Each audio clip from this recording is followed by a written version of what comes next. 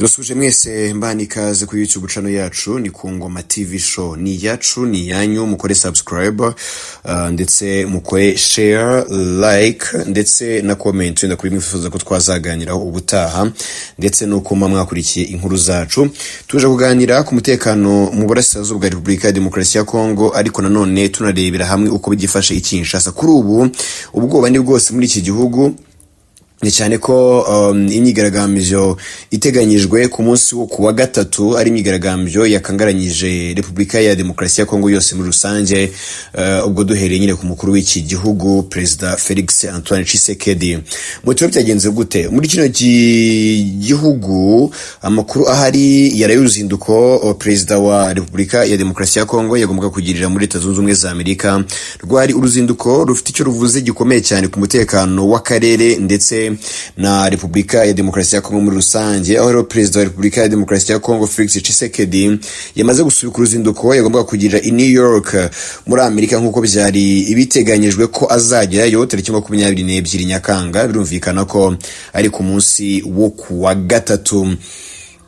Byari biteganyijwe ko Perezida Tshisekedi yagombaga kujya kuyobora ikiganiro mpaka mu nama y'akanama k'umutekano ka Loni, impaka zijyanye rero n'imicungire y'umutungo kamere nk'ishingiro ry'amahoro, umutekano n'iterambere.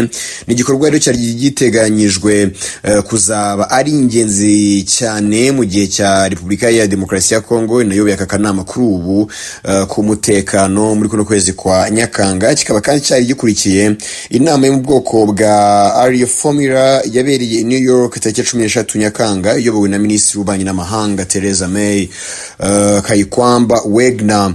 Rero kuri ubu nkuko amakuru aturuka mu bantu bazi neza iby'iki kibazo agera kuri Actualité.cd dukesha iyi nkuru, arahamya ko izi mpinduka muri gahunda z'umukuru w'igihugu zo kwerekeza muri Amerika ngo zatewe n'imiterere ya politiki ndetse n'umutekano mu gihugu ikomeje guhindagurika. Iyo rero bisaba ko umukuru w'igihugu agomba kuguma i Kinshasa kandi agakomeza gukurikiranira hafi ibi byose. Biravuga ko rero mu gihe tariki ya 22 Nyakanga yagombaga kuba ari muri Leta Zunze Ubumwe za Amerika ayoboye iyi nama, hagombaga no kuba imyigaragambyo karundura y'abanyekongo basaba ko uyu mugabo yava ku butegetsi. Iyi myigaragambyo rero iyo urebye neza usanga ariyo turufu yatumye ahagarika ibijyanye no kwerekeza muri Amerika mu ruzinduko rw'akazi, na cyane ko kuri ubu nyine harimo ibibazo bya politiki, harimo ibibazo byo kutumvikana ku bayobozi bamwe na bamwe. Binateganyijwe ko nta gihindutse isaha ku isaha twabona impinduka muri Repubulika ya Demokarasi ya Kongo. Mu buyobozi bwa Repubulika ya Demokarasi ya Kongo hari abavamo, yewe hari n'abakurikiranwa n'inkiko, kuko biravugwa ko mu buyobozi bwa Kongo harimo abashyigikiye iyi myigaragambyo. Ni myigaragambyo rero yateguwe n'abatavuga rumwe n'ubutegetsi bwa Repubulika ya Demokarasi ya Kongo, aho rero bakomeje umugambi wabo wo kwigabiza imihanda tariki 22 Nyakanga mu rwego rwo kurengera itegeko nshinga ndetse no gusaba ko Felix Tshisekedi uyobora iki gihugu yava ku butegetsi igitaraganya. Ni mu gihe rero aherutse kwemera ibiganiro bidaheza n'abatavuga rumwe n'ubutegetsi mu mpera z'icyumweru gishize, akavuga ko noneho ibiganiro byashoboka badakeneye ko yiyamamaza bakerekana impamvu. Ariko aho kugira ngo habe ibyo biganiro hahise hategurwa imyigaragambyo karundura yo kumusaba kuva ku butegetsi igitaraganya. Nk'uko byatangajwe n'umuyobozi w'abatavuga rumwe n'ubutegetsi, Tshisekedi ngo arimo guhindura intego ye ku bijyanye n'abarwanya leta cyangwa se abatavuga rumwe nawe, ngo ikiyo ntabwo ari cyo gihe cyo kwishima, ngo ahubwo nicyo gihe cyo gutanga ibyifuzo byabo kandi bakabitanga mu buryo bwose bushoboka n'imyigaragambyo irimo. Ihuriro ry'abatavuga rumwe n'ubutegetsi rya C64 naryo ryateguje imyigaragambyo, riravuga ko rwose muri gutinya umutego w'ubutegetsi mu mivugire, ngo nyine Tshisekedi aze yerekane ko akeneye kuba yajyana ibiganiro n'abatavuga rumwe n'ubutegetsi baganire mu buryo bweruye, ariko we ku ruhande arimo yitegurira ibindi ndetse akanihisha mu cyo wese ngo impinduka nyazo muri demokarasi, ahubwo akaba yabyifashisha hindura rya tegeko nshinga. Rero Amakuru akomeza gutangazwa ava muri Repubulika ya Demokarasi ya Kongo. Iri huriro rirashinja umukuru w'igihugu ngo kwemezwa n'igitutu aho gukora ibintu abitewe n'uko umutima we ubyemera.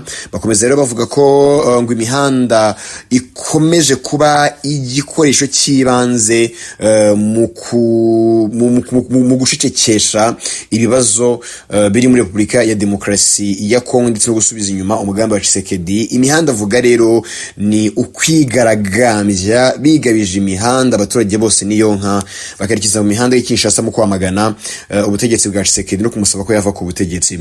Witwa Théophile Mbemba, umwe mu bagize ishyaka Souvent le RDC, agaruka ku mpamvu yo kutagira icyizere. Aravuga ati nk'inshuti ya Kabila avuga ko icyemezo cya perezida cyatinze cyane kandi ko yagifashe kubera igitutu.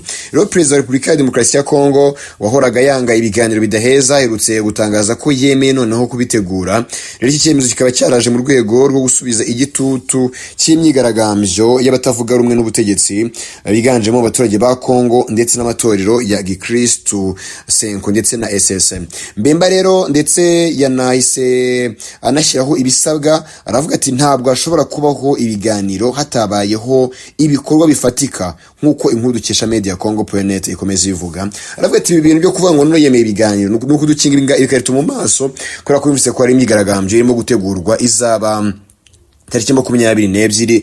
Rero akaja kudukinga ibikarito mu maso ngo iby'imyigaragambyo bihagarare tubireke, kandi mu by'ukuri ari ibyo ngo bigomba kuzana igisubizo muri Repubulika ya Demokarasi ya Kongo.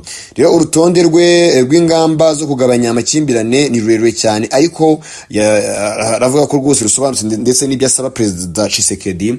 Aravuga ko ari ibintu bisobanutse ndetse bikwiye kuba byakubahirizwa. Perezida wa Repubulika ya Demokarasi ya Kongo ngo niwe ugomba guhita atanga itegeko, maze icyambere imfungwa zose za politiki karekurwa. Icya kabiri gukuraho itegeko ryabuzanyaga imyigaragambyo no kubahiriza ubwisanzure bw'abaturage. Icya gatatu kwemerera abanyapolitiki bahunze bagahunguka ndetse no guhagarika imanza zose bigaragara ko zihishwe inyuma n'impamvu za politiki. Icya kane gusubiza pasiporo zafatiriwe z'abatavuga rumwe n'ubutegetsi. Icya gatanu hakabaho kubaha itegeko nshinga ririho ndetse no kubahiriza umubare ntarengwa wa manda ya perezida. Nta byo guhindura manda, nta byo kongeza manda, nta byo kugira icyo ahindura na kimwe mu bijyanye na manda y'umukuru w'igihugu. Ibi rero nibyo we avuga ko bikenewe kubanza gukosorwa mbere y'uko perezida avuga ko ibiganiro n'abanyekongo noneho yabyemera. Abatavuga rumwe n'ubutegetsi rero bakaba bategereje ibikorwa nyuma y'itangazo ry'ibiganiro. Abatavuga rumwe n'ubutegetsi banze gukomeza kuba inyuma y'ubutegetsi bwananiwe. Bavuga ko rero perezida ari we muntu utungurana kandi ushobora kwisubira isaha iyo yose ku byo yemeje. Abinyujije kuri X, Mike Mukebayi, umwe mu bayobozi bakuru mu ihuriro Ensemble, yagaragaje ko rwose nta gukomeza kwihanganira ubutegetsi buriho. Ati uyu mugabo Tshisekedi azwiho kwihuta mu guhakana amagambo ye bwite ndetse n'imbere y'Imana hamwe n'indahiro ye izwi cyane ya Tuna Nzambe cyangwa se baza Imana. Ati dukomeze igitutu mbere na nyuma, mbere ndetse na nyuma tariki 22 Nyakanga. Ubwo nyine mbere ni mbere y'imyigaragambyo nyine karundura yateguwe igomba kuba tariki 22 Nyakanga. Rero umuvugizi w'ishyaka rya Katumbi witwa Hervé Diakese naho huze imyigaragambyo iteganyijwe ndetse no kurengera itegeko nshinga. Aravuga ati abaturage mwese muze turenge itegeko nshinga ni ryacu, ntabwo rigomba guhonyorwa turi ahangaha turimo kureba. Ati tariki 22 Nyakanga abaturage ba Kongo bazongera kuvuga oya ku guhindura itegeko nshinga. Ati rero abarwana bashobora gutsindwa, abatarwana bamaze gutsindwa. Ati abaturage bahora bo batsinda. Atabarwana bashobora gutsindwa, abatarwana bamaze gutsindwa, ariko abaturage bo bazahora batsinda. Tariki 22 Nyakanga rero murumva ko hateganyijwe imyigaragambyo ikomeye cyane, aho itariki nagaragara nk'ikimenyetso icyo gihe rero ngo nibwo abatavuga rumwe n'ubutegetsi bazongera kugaragaza ko bashaka kongera kwemeza ububasha bafite bwo guhagarika ihindurwa ry'itegeko nshinga nk'uko babikoze kuri Kabila, bakanabikora rwose no kuri Tshisekedi, nubwo we banashyiraho n'igitutu cyo kumusaba ko yahita yegura akava ku butegetsi vuba na bwangu.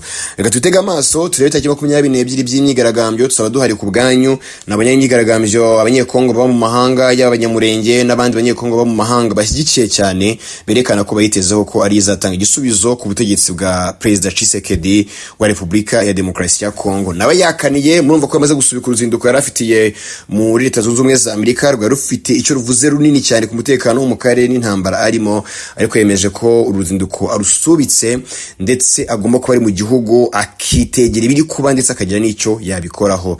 Tubitega amaso, turaha nanjye ndahari ku bwanyu, nzabakurikirana byinshi bitandukanye kuri imyigaragambyo.